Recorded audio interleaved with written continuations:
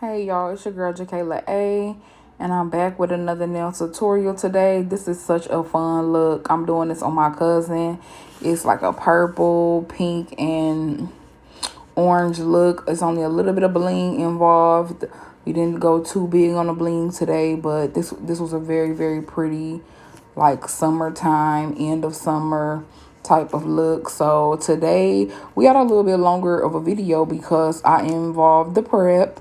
I'm pushing back the cuticle. We did a soak off on her, actually. She had a completely different set and it needed to come off. I couldn't put what I did over that the way I really wanted to. So every single piece of her last set did have to come off. So that's why her hands are so dry and ashy, because they've been soaking in acetone.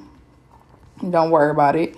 So we push it back to the cuticle, and then we gonna take that sanding band and we just gonna lightly dust over the nail. And we're not trying to get rid of the shine, because obviously they're dry. She just had nails on, but there is just the littlest bit of some clear acrylic, just the littlest bit of product, and so I want to make it smooth. So that's why I'm touching the natural nail with the sanding band. If I did not have to, I didn't, because you don't want to thin out somebody's nails.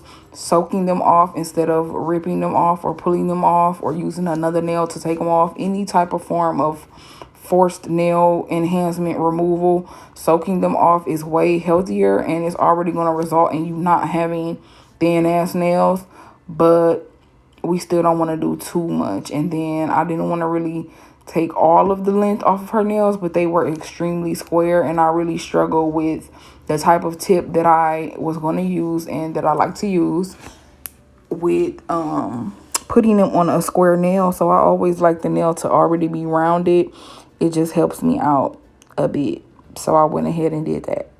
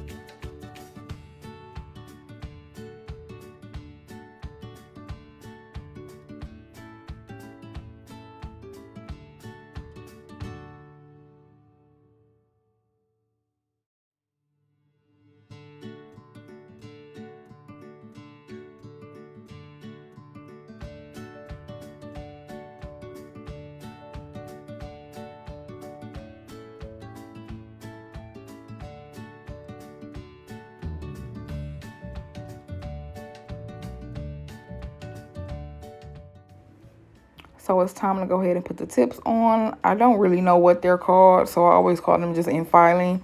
But this is the tips. It's a really long stiletto, not too long. And there you go. You can get them off of Amazon.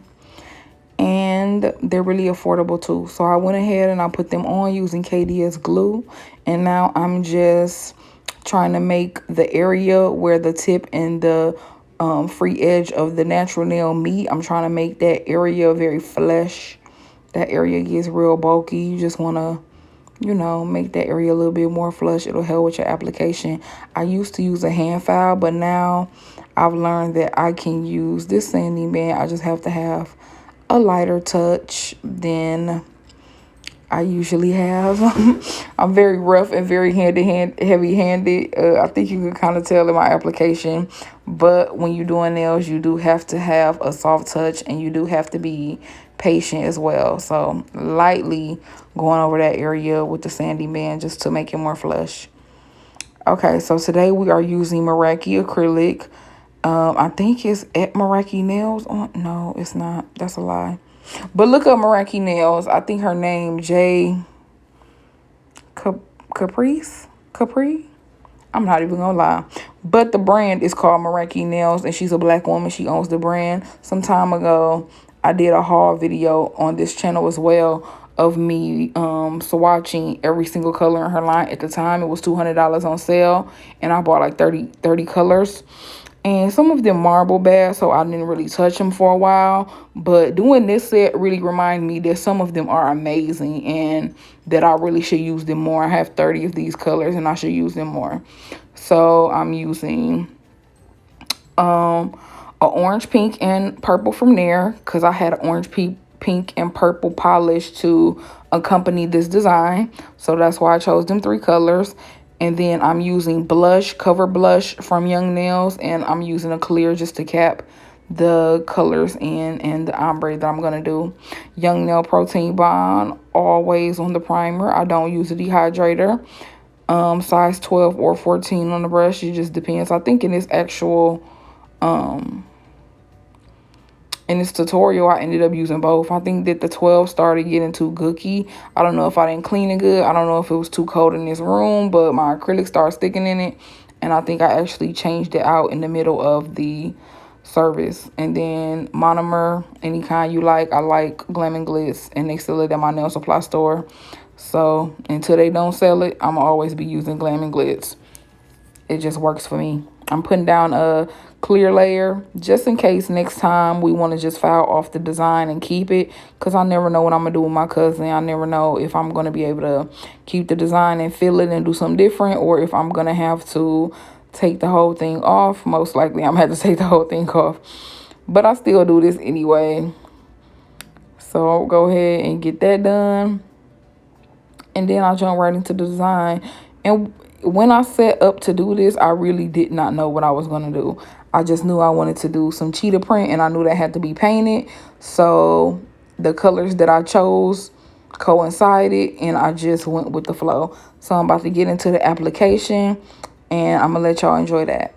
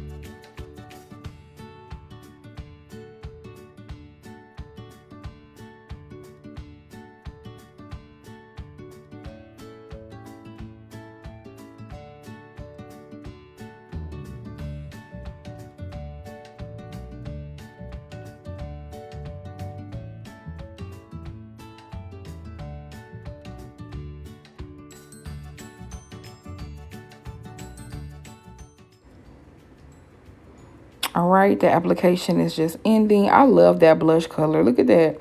I really love that blush color, especially on dark skin. On black girls, that cover blush is so pretty. Mia Secrets also has a really pretty cover blush too. But like I said, this is the Young Nails one, and it's my absolute favorite from really my favorite acrylic brand. Like, if they had hella colors, I would be trying to buy them all, y'all. I said that before, and I mean it. It's just really easy to work with. It's an easy to work with formula. But yeah, I'm going in to do the shape. I'm not trying to get a perfect shape. I'm just trying to bring back that coffin from, you know, the product buildup on the side. I'm just trying to crispy that back up with this 80/80 grit file. You got to be very careful when you are using this right by people's cuticle area and the side of their side walls of the nail. Gotta be very careful. I almost cut somebody. I did cut myself, but at least I didn't cut somebody. But it's very important to be careful, because I feel like the more coarse the file gets, the more harsh the sides get as well. So you can really cut somebody a lot easier with an 80 grit file than you probably can with a 180 file. Or maybe it's just how the manufacturer makes it. But these square files are amazing. I get them from my nail supply store where I live. And ever since then, I've never looked back to the oval shaped files. It's the square files for me. It's definitely the square files for me. Then after I do this, I'm going to go in with a cross cut bit, as always. And I'm going to just get that cuticle area. You really want to seal in and lock in that cuticle area. You want to be the smallest space. And I still struggle with this, which is why I'm still practicing. But you want to have the smallest little space. You do want a space, but it needs to be damn near undetectable, like unclockable. You need the smallest, littlest space in between your actual skin of your cuticle, the actual skin, and where the enhancement begins. And using a cross cut bit is what I'm using, or using like a flat top carbide bit right in that cuticle area is an absolute must. It'll lock in that cuticle, lock in that acrylic from lifting, and really make sure you don't have any on the skin. But it also makes for a flush transition, like the smoothest transition from your actual nail to the enhancement. Is very important, and it's a must. So I'm gonna go in after I do the hand file. I always go in and try to lock in that while also smoothing the top. That's important too. But we really trying to focus on that cuticle area, and also any dead skin that's in that area.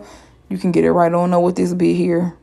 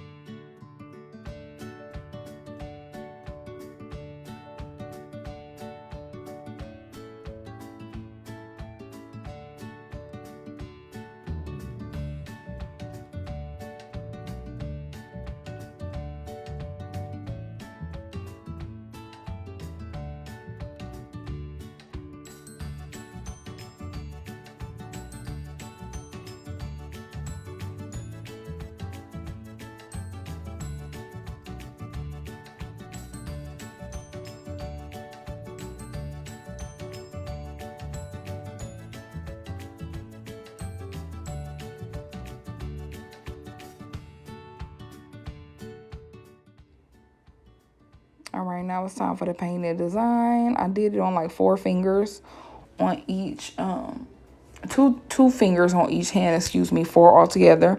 So I didn't have to do a lot. I'm using the iGel Beauty Black. I bought a Kier Sky Black. I hate it. Hate it, hate it, hate it, hated it.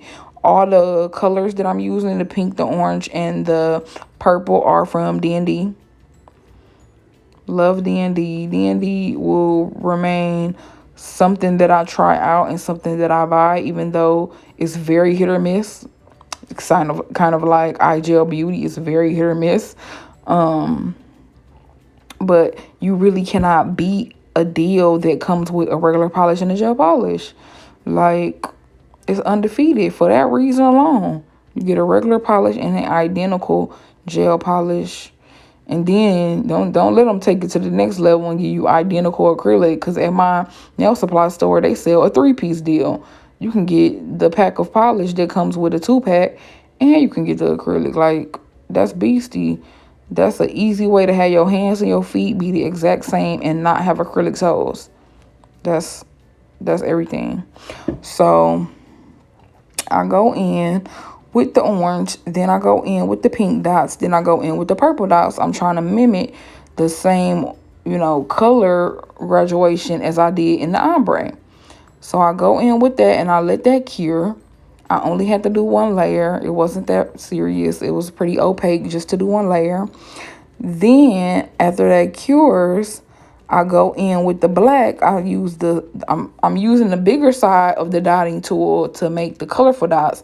Then I go in with the smaller side of the dotting tool to just freeform the cheetah pattern. I'm not the most in frame, but I think you can get what I'm doing. I'm basically writing a C on one side and a C on the other side. Some of them I'm going half moon, some of them I'm going full moon, and then I'm incorporating dots throughout with that black. But you really just want to curve around each side of those dots. You don't want the dots to be perfect. You don't want the curved lines to be perfect. Imperfection in this style is really what makes it so pretty and what makes it so like more realistic. It's not the most realistic cheetah. It's more of a pop art type of cheetah. But the more messier it is, or the more, let's not say messy, the more imperfect it is, and the more you just go with the flow with it, it really makes it come out so cute. You don't want this design to have some sort of perfection. Some of the lines can be thicker, some can be thinner, and that's really going to make it pop and give it the dimension, and it's going to make it really pretty. So it's really not a style you can mess up, and it is so impactful and it is so cute, especially the way that the base is white and then the color and the black just pop off it. I really like that color selection there, and I think that it's really easy. It's an easy design to do. So I got me some big pieces here. Just a couple little diamond shapes. Just a couple little diamond shapes. I think I got these. Don't give me the line, child. I get all type of stuff from all type of places. But one place you can get these for sure is Amazon. I'll always say Amazon. And you can also get these from AliExpress. It's going to take 50 million years. It's going to take a smooth 10 years. And you might not get them. It's risky. The one redeeming quality about AliExpress is that you pay almost nothing for it. It's cheap as fuck. So you don't really feel like, damn, my shit didn't come. That was like $3. My $3 stones didn't come. My foils that was $5 didn't come. It's not the best quality, but it's so affordable that if it fall through and if it don't work out, you still can be like, you still to be straight. So, it's a gamble, but it's affordable.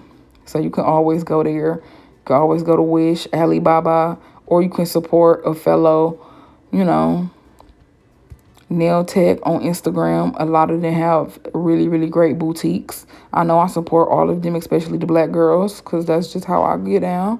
So I'm always buying stuff from there too. But I do think I got these off of Amazon. And I just go around it with the smallest stones. And in the left corner of each nail, right at the top, just because I just wanted something on there. But I didn't feel like doing cuticle bling, because I just felt like that was too much. We was already doing cheetah, a bling nail, 3-color ombre. Like, it was just doing a little bit too much. And that's crazy for me to say because I love doing too much, but I didn't want to do cuticle bling. So I just put a little stone at the top, like a SS5. It's like the smallest little stone. And I'm just going in with that top coat, making sure I wipe them sides because any gel polish, including top coat, can make the nail very bulky. You want to be very careful when you going in with a gel polish. I learned the hard way. It will completely ruin the shape, like ruin the shape. Like there will be no shape in the nail after you do gel polish if you don't do it the right way and really make sure them sides is real crispy. Cause woo, it'll just all the work that you put into shape can be ruined so easily by gel polish. So I always grab those sides and just wipe them off. It'll be a big difference in the shape, believe me, it will. So that's it, y'all. I really love how this came out. Look, I thought this was so cute, and my cousin liked it. I posted on Facebook, and everybody enjoyed it.